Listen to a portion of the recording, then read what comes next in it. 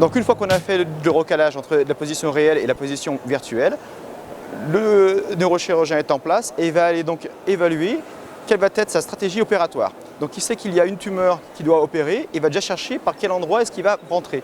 Et en s'aidant de l'image sur l'écran et du pointeur, il va essayer de repérer par où il passe. Donc là, par rapport à ce que je vois sur l'écran, il va dire « Ok, je rentre par là ».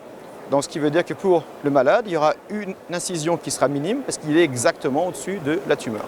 On a une caméra infrarouge qui va émettre des infrarouges qui vont être réfléchis par les sphères qui sont sur le pointeur.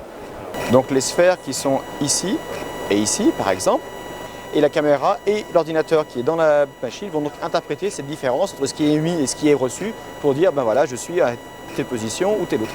Et donc ça va agir comme un GPS. On imagine la caméra comme étant un satellite qui va recevoir d'informations de la voiture qui se déplace.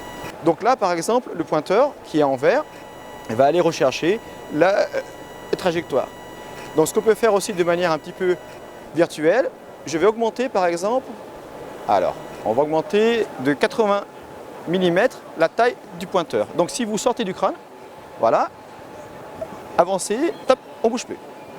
Vous avez ici en vert la partie, on va le faire en grand, vous avez ici en vert la partie réelle du pointeur et en rouge la partie virtuelle.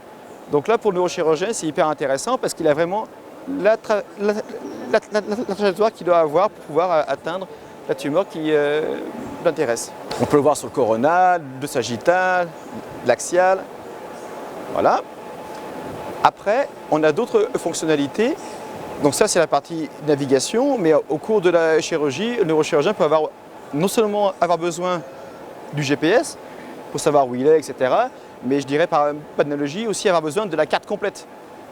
Donc là, on va retrouver la même fonctionnalité qu'on avait sur le Buzz, où on va pouvoir manipuler l'image et avoir une vue d'ensemble de ce qui est prévu pour ce patient.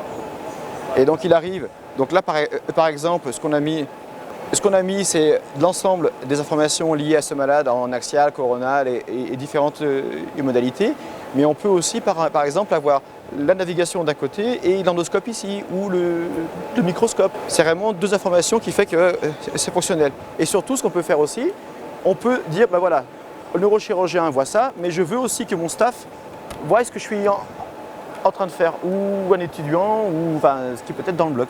C'est à eux de définir leur stratégie opératoire.